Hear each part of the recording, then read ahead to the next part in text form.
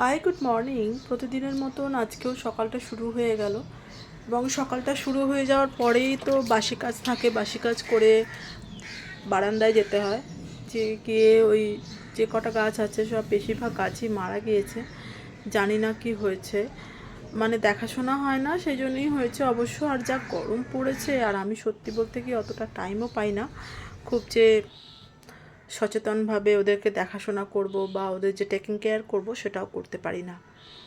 তো ইদানিং করে এমন অবস্থা হয়েছে, সত্যি বলতে কি ভালোও লাগে না, করবার সময়ও পাই না আর এনার্জিও হয় না।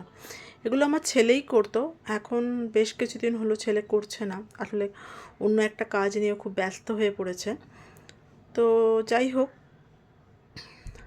সকালবেলা ঘুমের থেকে উঠেই আমাকে ওই সব কাজগুলো সেরে রান্নাঘরে আসতে হয়। রাতের বেলা যে বাসনগুলো ধুয়ে টুয়ে রাখি ওগুলো আবার তুলে ওই বাসন রাখার একটা ছোট্ট র্যাকে রাখতে হয়, রেখে আবার ভালো করে রান্নার স্ল্যাবটা পরিষ্কার করে মুছে টুছে তারপরে আবার রান্না করতে শুরু করি। যারা আমার ভিডিও প্রতিনিয়ত দেখেন তারা নিশ্চয়ই হয়তো বুঝতে পারবেন যে আমার ফ্ল্যাটটা খুব একটা গোছানো নয়, অগোছালো। হয়তো আপনারা তাই জন্য আমাকে হয়তো বলবেন যে আমি অগোছালো না, ঠিক তা নয়। অগোছালো আমি যে তা নয়, আমি এগুলো না গুছিয়ে রাখার জন্য কিছু আসবাবপত্র লাগবে, যেগুলো এখন কেনার মতন সত্যিই আমার সামর্থ্য নেই।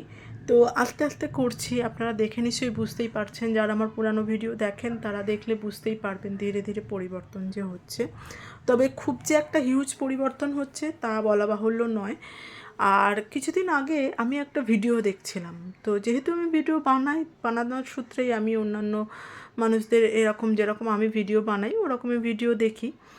তো সেও একজন দিদি, মানে উনি বোম্বেতে থাকেন, বোম্বে না, উনি ব্যাঙ্গালোরে থাকেন। যাই হোক, তো উনি ওনাকে কেউ প্রশ্ন করেছেন ওনার আসবাবপত্র নিয়ে বা এ নিয়ে, যে এবং ওনাকে সুখ্যাতিও করেছেন যে এত সুন্দর আসবাবপত্র আমি কি কোনোদিনও কিনতে পারবো। তো যিনি আর কি কন্টেন্ট ক্রিয়েটার, উনি খুব সুন্দরভাবে গুছিয়ে একটা কথা বলেছেন। তো আমার ওই কথাটা আমার খুব মনে লেগেছে, যে উনি বলেছেন যে দেখো, আমাদের এই সংসারটা 40 বছরের, যে কোনো জিনিস তৈরি করতে সময় লাগে, ধৈর্য রাখো। তোমরা তো এখন নিউলি ম্যারিড কাপল, তোমরা নিজেদের মধ্যে দুজনে দুজনকে সময় দাও। ঠিক তাই, আমি আর অত ডিটেলে যাচ্ছি না। তো আমার ম্যাডামের এই কথাটা ভীষণ ভালো লেগেছে, যে যত দিন যায় প্রয়োজন অনুযায়ী আসবাব এবং জিনিসপত্র আসে যায়। তো আশা করি এটা আমারও তাই হবে। আর কি বলবো, এই আজকের দিনটা তো এইভাবেই শুরু হলো। সারাদিন সকাল থেকে বেশ খানিকক্ষণ রান্নাঘরে কেটে যায়, ভালোই লাগে গোছানো গাছানো। তারপরে ওখানে আমার অনেকগুলো জলের বোতল ভরা থাকে, ওই বোতলগুলো আবার ঘরে এনে নালে লিভিং রুমে রাখা, এই আর কি। আর আমি যেহেতু ফ্রিজের জল একেবারেই খাই না, ওই জন্য আমার জলের বোতল ফ্রিজে রাখার অভ্যাস নেই। হ্যাঁ, বলতে পারেন আমি একটু স্বাস্থ্যসম্মত খাবার দাবার খেতে পছন্দ করি, কিন্তু যাই হোক, এইভাবেই চলছে আর কি জীবন আমার। আপনাদের আশীর্বাদে ভালোই আছি। মনের জোরটা যেন না ভাঙে, ভগবানের কাছে আমি এটাই আশা করি, এবং আপনাদেরকেও প্রত্যেককে তাই সেটাই বলবো, যে কখনো মনের জোর যেন হারাবেন না।